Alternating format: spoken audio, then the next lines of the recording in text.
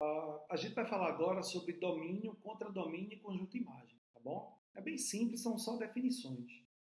Então, suponha que a gente tem a seguinte situação. A gente tem uma função f, que a gente representa pela letra f de função, mas poderia ser g, poderia ser h, qualquer letra. Uma função f que leva de a para b, ou seja, todos os elementos de a serão variáveis, vai ser exatamente a variável, perdão, independente, e todo elemento de b vai ser a variável dependente, tá? Então, dessa forma, certo? Tudo que for x serão os elementos de A e tudo que for y serão os elementos de B. Como isso é uma função, a gente vê que y depende de x, então a gente diz que y está em função de x. Ou seja, f de x. E aí, eu poderia tanto escrever usando y igual a x mais 1, ou eu poderia colocar f de x igual a x mais 1. Então, lembre-se que f de x é igual a y. Tá? Não tem problema nenhum. Tá? Muito bem.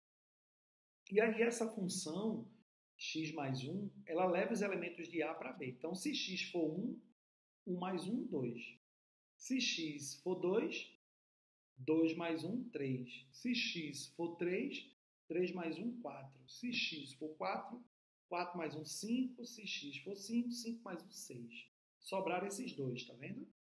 Então, o que é que nós temos aqui? Ó? Um conjunto domínio. Quando a gente fala domínio, é aquilo que sobrepõe o outro. Então, x é a variável independente. Ela se sobrepõe em relação ao y. É independente. Então, y depende de x. Logo, x tem um domínio da situação. X, tudo que for valor de x vai ser valor do domínio. Ou seja, o domínio formado por todos os valores de x que pertencem ao conjunto A. Então, o domínio vai ser 1, 2, 3, 4 e 5. O que é a imagem? A imagem são os elementos que estão conectados a esse x. A imagem são os elementos de y que estão conectados com o x. Então, a minha imagem são todos os y em função de x. Então, quais são os y aqui que estão em função de x? Todos esses aqui, ó. O 2, o 3, o 4, o 5 e o 6. Então, esse é meu conjunto de imagem. É a transformação desses elementos.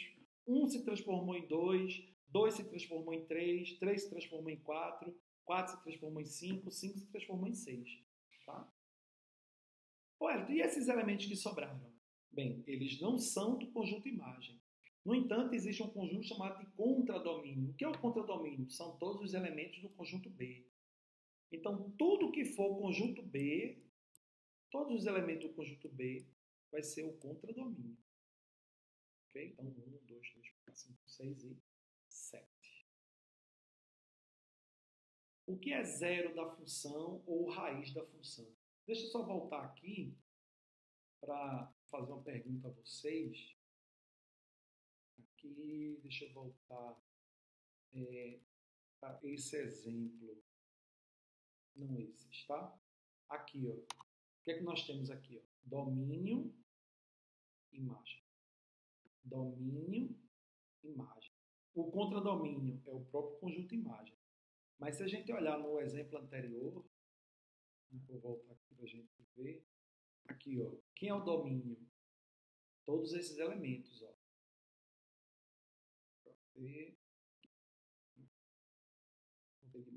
Todos esses elementos, ó. Eliton, Ediane, Natália, Juliana. Tudo isso aqui é o conjunto domínio. Quem é um conjunto imagem? Só esses que dependem do domínio. E o quem é o contradomínio? Todos os pais. Então, tudo isso aqui é contradomínio. Ok? Muito bem. Deixa eu voltar lá para onde a gente tinha parado, tá bom? Zero raiz da função. O que é um zero ou a raiz de uma função? Certo? O zero ou a raiz da função é o valor que x vai assumir que vai zerar a função. É o valor de x que vai zerar o y. Fazer com que o y seja igual a zero. Então, por exemplo, quais as raízes ou qual as raízes das funções aqui? Letra A. Então, eu tenho 2x mais 5. Como aqui o expoente é 1, é uma função do primeiro grau. Ora, a raiz é o valor de x que vai zerar a função. Então, para você descobrir quem é o x que vai zerar, Você pega o y igual a zero. Aí você vai ter uma equação, nesse caso do primeiro grau. Subtrai 5 dos dois lados, né? Então x vai ser igual a menos 5 sobre 2. E como é que eu sei que eu acertei? É lógico que com o passar do tempo você não precisa fazer testes. Né? Mas por que eu sei que menos 5 sobre 2 é a raiz da função? Porque se eu substituir x na função, se eu substituir aqui ó, por menos 2 sobre 5, ó, duas vezes menos 5 sobre 2, perdão, mais 5. Esse 2 vai cancelar, vai ficar menos 5 mais 5, vai dar zero. Zerou o y. Ou seja, dentro de um conjunto, do conjunto de A para B, lembrando que o meu conjunto A são todos os valores de x e o meu conjunto B são os possíveis valores de y.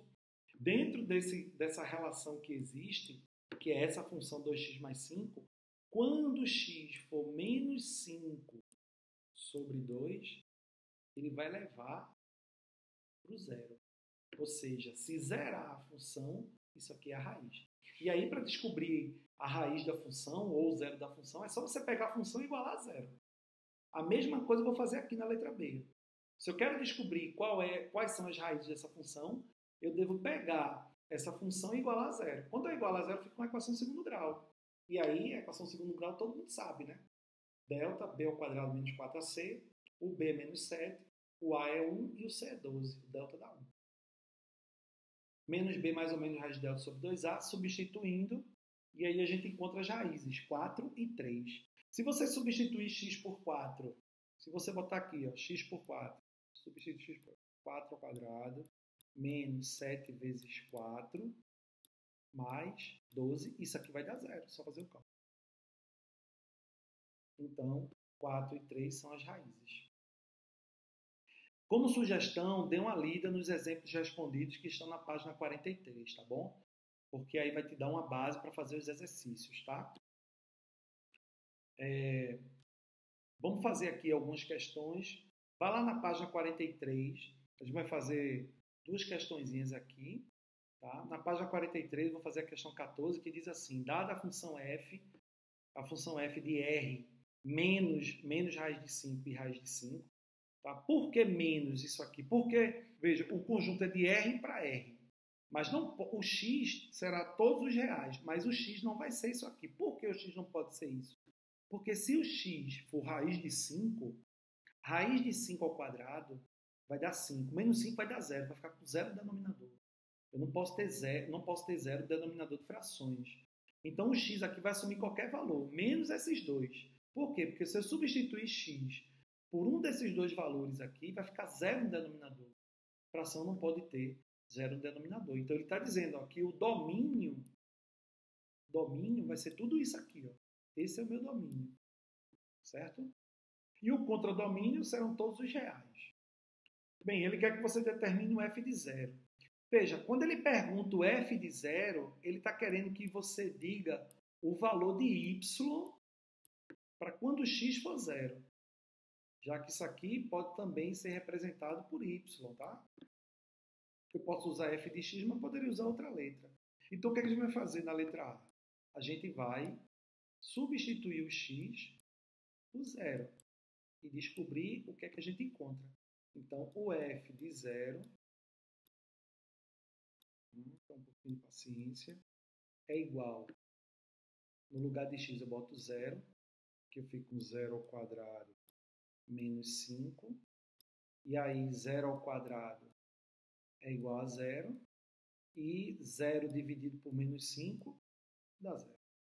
Certo? Então, a gente pode escrever assim, que o f de zero é zero. Ou seja, x sendo igual a zero, zerou a função. Isso aqui é uma raiz. Ó. X igual a zero é raiz. Por que raiz? Porque zerou a função. Isso aqui é uma raiz. Beleza? Muito bem. A letra B. A letra B, ele quer que você calcule, olha, a partir da letra A, se você quiser parar o vídeo para tentar fazer a letra B, fica à vontade, tá? Ó, a letra B é a mesma coisa. Eu vou substituir o x por menos 2. Por que eu vou substituir o x por menos 2? Ora, o y não está em função de x. Olha aqui, ó, função de x. Então, se eu quero menos 2, eu quero que você tire o x aqui e bote menos 2. Então, onde tiver x na expressão, eu vou botar o menos 2. Então, menos 2. E aqui, lembre-se que é negativo, então tem que ficar entre parênteses, ok? Menos 2 ao quadrado, menos 5. Quem é menos 2 ao quadrado? Menos 2 ao quadrado é 4.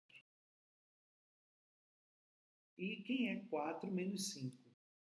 4 menos 5 é menos 1.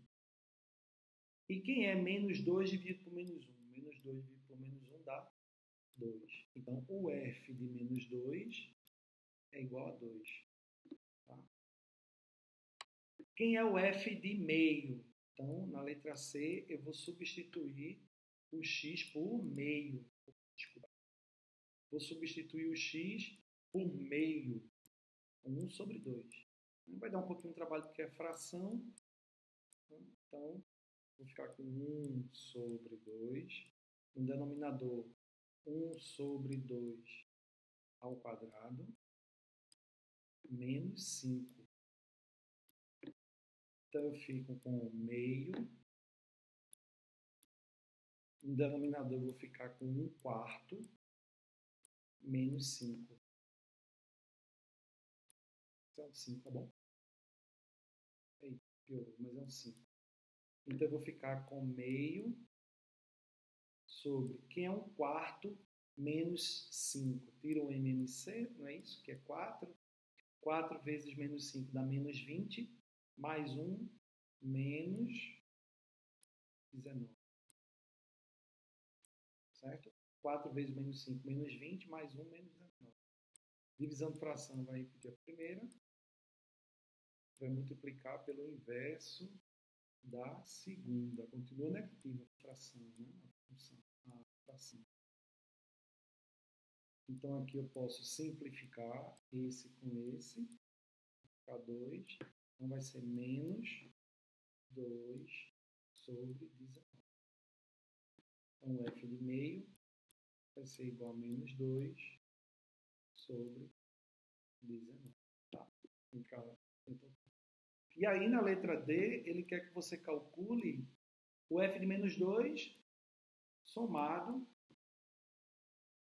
com o f de meio. Ora, a gente já sabe os valores respectivos, né? O f de menos 2 deu 2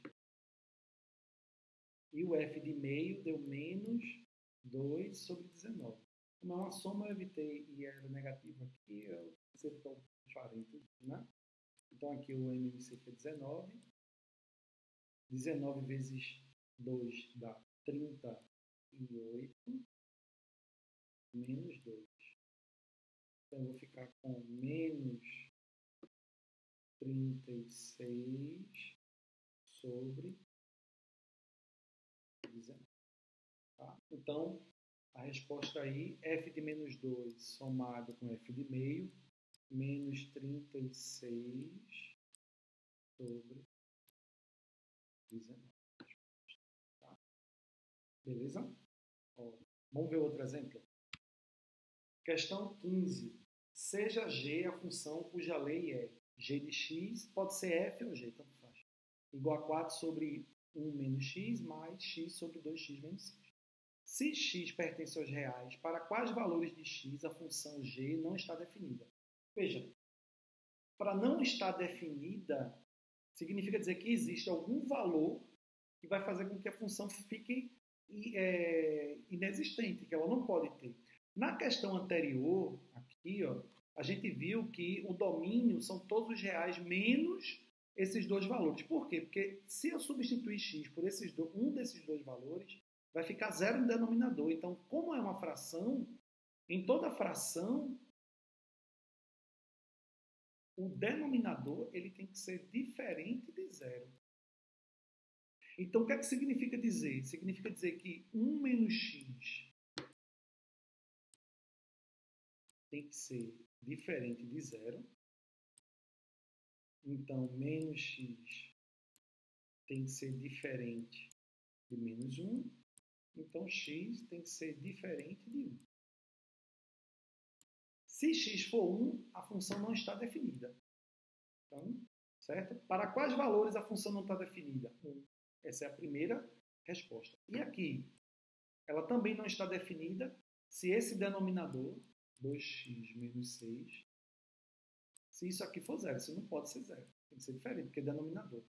Então, 2x tem que ser diferente de 6. Então, x tem que ser diferente de 3.